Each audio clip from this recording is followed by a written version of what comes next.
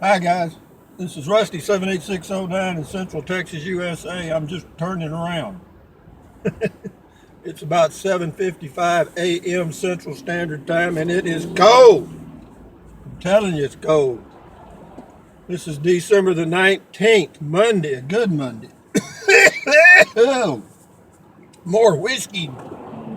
Anyway, it is cold. It was 18 degrees at my place this morning. I'm in Kingsland, Texas. I pulled over to set my camera up and get back on the road again. This is Highway 1431 that goes from Kingsland, Texas over to Marble Falls, Texas, and that's where I'm heading because I'm going to go do my walking at Walmart. Surprise, surprise, I ain't going to go walking at 18 degrees. Not, it's too damn cold. But anyway, off to the right, which you can't see, is Lake LBJ, which is a beautiful lake in the Texas Hill Country. And there's nobody out there water skiing this morning. I don't know why. Can't understand it. But anyway, I'm going to do a video this afternoon or sometime later this morning, maybe, about those U-Haul trucks. Getting a used U-Haul truck and making a camper out of it or living in it. Because I looked at them a little bit yesterday on the internet and pretty interesting. So, having said that, got a lot of comments, and I appreciate it. And one fellow was talking about how he had changed his material life a little bit. That video I did on the hamster wheel, the kind of the economic circle we get in. It's funny how that attracted a lot of interest, or it's growing a little bit. Apparently there's a number of people out there that are contemplating living a lesser lifestyle, not necessarily a minimalist lifestyle, but just reducing their debt load and not having to run so fast on the hamster wheel of life. And I'm glad. I think that and I always felt like that things happen naturally. Mother Nature has a natural way of correcting things. If there's an overpopulation of animals, there's a disease or something that comes along and wipes them all out, and now I'm going right directly into the sunlight, you're going to love that. That's going to be good on you. Well, you'll see a Texas sunrise anyway. That's what that is, because it's only 7:58 a.m. The sun just comes up about over the horizon at about 7:05 or so. But anyway, for those of you that are thinking about the lesser lifestyle, meaning less stuff and less trying to keep up with the Joneses or move up the economic scale, I think that's a worthwhile endeavor. I really do. I think it's worthwhile for anyone. Certain people are inclined to do other things and build the big homes and have the Mercedes and the Beamer, the BMW and so forth, which is fine. That's what makes the world go round. Vive la différence. But for those of you that are interested in the lesser lifestyle or the minimalist lifestyle, you got the right channel now. Because I've been into this actually since my last divorce in 1987, February 1987. I ended my third divorce, and that was it.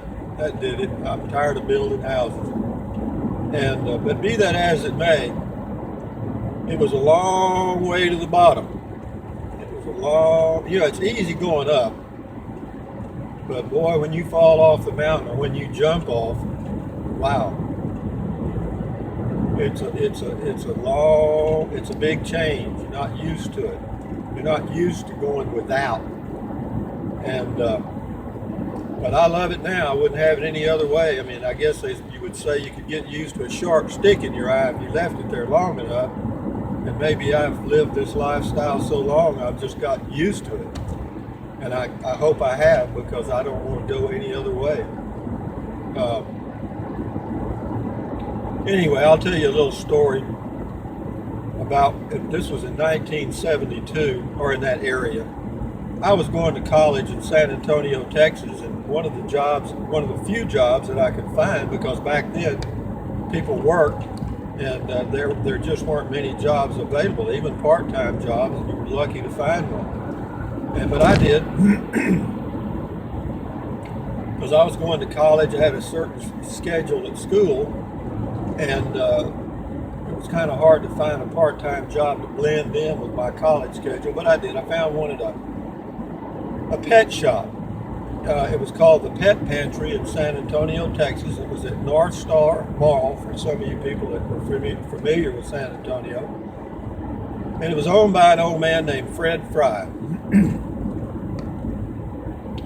And he was as tight with a nickel as anybody you ever heard of. But anyway, he hired me part-time to be the janitor.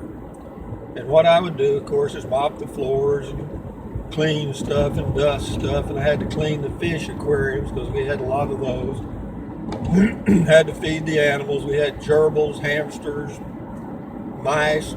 People would buy snakes, and then they had to feed them the little white mice. I always thought that was gross, because I thought the white mice were cute.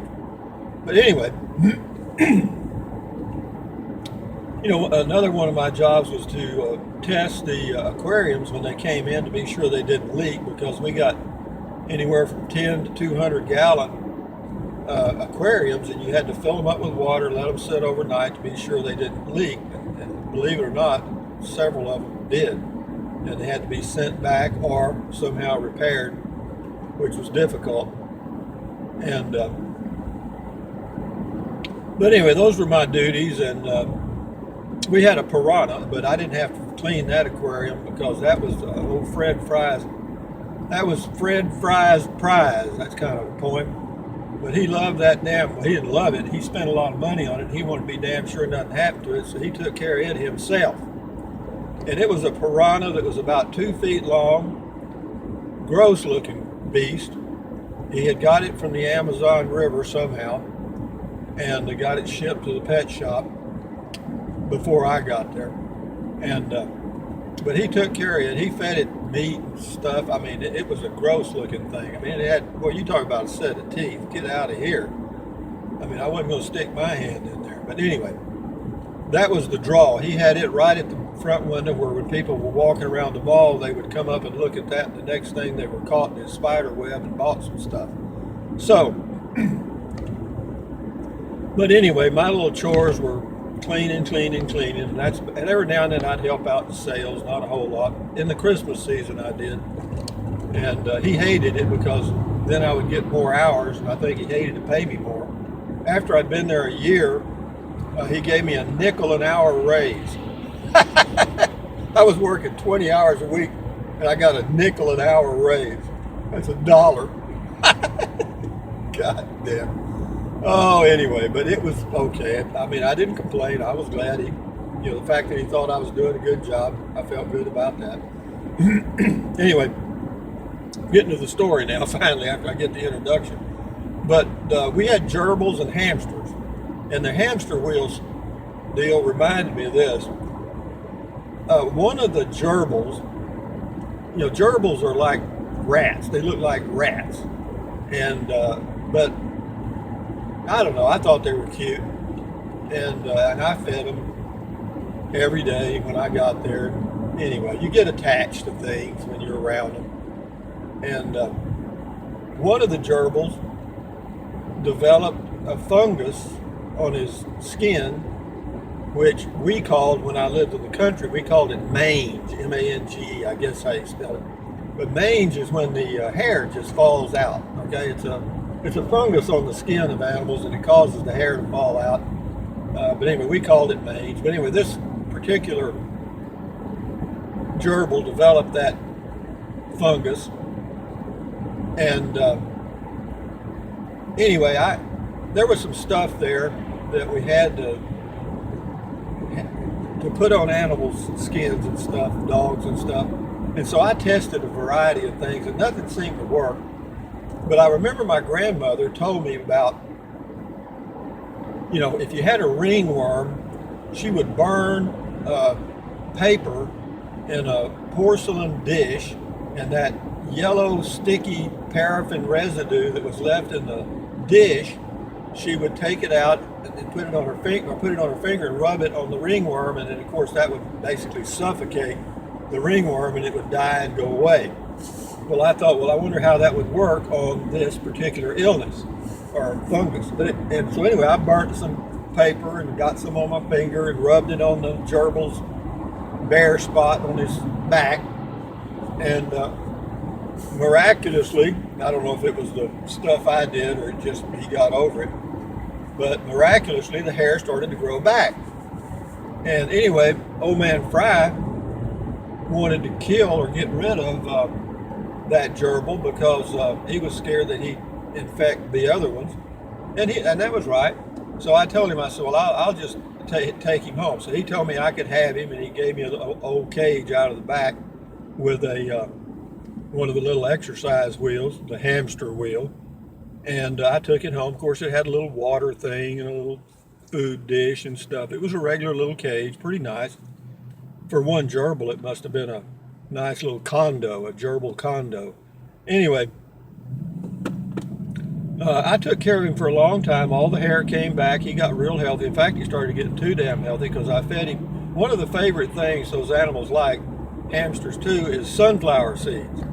And whenever you buy the mix, the food, it comes with a lot of seeds, but it also has a few sunflower seeds. And what they'll do, they'll eat from the high to the bottom, the thing they like the most to the thing they like to eat the least, in that order. So naturally, the gerbil started off with the sunflower seeds, and he got a little beefy, fat. And so, anyway, I was going to college then, and of course there's a lot of courses you take in the beginning, like I had to take philosophy, and it just so happened that I was taking philosophy at that time. And one of my favorite philosophers was Socrates. Even though Socrates didn't write anything, Aristotle wrote all his stuff. You got to read his method of philosophy, which of studying or educating people in philosophy, which was the question and answer system. But that's another story. But anyway, so I like that. I like Socrates. So anyway, I named the gerbil Socrates. And anyway, he got to be a regular little pet. And anyway, I could let him out of the cage, and he'd run around the apartment. And you could tap your finger, or I could, because whenever I gave him the sunflower seeds in the cage, I would tap on the side of the cage, and he would come and sit up, and I'd hand him a sunflower seed. I thought that was really cute to hand feed him, even though they can bite the crap out of it. He never did. But anyway, so he'd run around the apartment for a while, and I'd tap my finger. Here he'd come. I'd give him a sunflower seed or two, and then I'd put him back in his cage. Well, anyway, I thought, Socrates may be lonely. Well, you should never think about animals like humans, but everybody does. So I thought, well, okay, I will get Socrates a wife. And so I went to the pet shop one day, and I looked at all the cute little gerbils, found a little female, and kind of a grown one, actually, one we couldn't sell for some reason. And anyway, I asked old man Fry about it. He said, hell yeah, take it before she dies. And so I did. And I took her home, and I put her in a cage, and it was strange. Socrates stayed in one end of the cage, and she stayed in the other. They didn't, just immediately start fornicating in the cage. And I thought, well, damn, that's strange. Maybe they don't like each other. Or maybe they're two different breeds or something. Had all these thoughts running through my mind, why they didn't do their thing. Anyway, a day goes by, 2 days go by, and they got along. I mean, they started, passing one another. I guess it was the dating stage. And sooner or later they got to be really good buddies. I'd let them both out of the cage at the same time, and they would run around the apartment, and then I would tap, and Socrates would come back, and sometimes she would, and sometimes she wouldn't. And I didn't really look for her. I figured she got hungry, she'd show up, and she would. So anyway, days go by, weeks go by, months slip by, whatever. And anyway, one day I let Socrates out, and he disappeared. Huh. And I thought, well, that's really weird. And so I tapped, and he didn't come. And I thought, well, that little booger, he must have got out somehow. And I was a little disappointed, but I was kind of glad for him in a way that he was free. And she was free too, apparently. And anyway, a few days go by, and one night I got up for some reason. I went in the kitchen, and I heard this scratching noise behind the refrigerator. Well, of course, I couldn't get back there, but I heard them. And I realized it was you-know-who. Socrates and his wife had built a nest back up in the refrigerator, and it was impossible to get back in there. So anyway, I went in the living room, I tapped, and Socrates came out. I gave him a sunflower seed, and a few seconds later, here comes Mrs. Socrates, and I had never hand-fed her, but I guess she was starving to death. So anyway, I gave her a couple of sunflower seeds, and they hung around for a while, and then went back behind the refrigerator, and I thought, well, hell, I guess they won't eat the wires. They haven't done it yet, so let's just leave them alone, and then I'll take one day when I have time, move the refrigerator out, and move them back to the cage. So the day came to relocate Socrates and his wife back to the cage. Boy, it was a job, too, to get that refrigerator slid around there where I could get behind there. And I did. And sure enough, it wasn't just Socrates and his wife. They had a litter of about 6 little gerbils. And they were the cutest little things I've ever seen. And they were pretty good size. I mean, they weren't just little bitty ones. So anyway, here I got this family of gerbils, and I really didn't know what to do with them. I really didn't.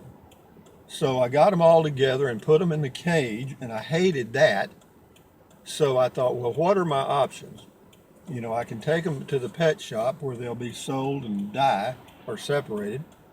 So I decided I'd take them out to the country and find a place that looked real gerbily, where there was cactus and stuff where they could hide from wild animals, because they love to nest around cactus. And the reason is obvious, because the thorns on the cactus will keep the animals away, particularly cats. That's the ones that really get to them. Cats and birds.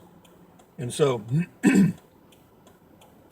I looked and looked and looked and looked and looked and looked and looked, and I finally found a real heavy stand of cactus in a rural part of a ranch.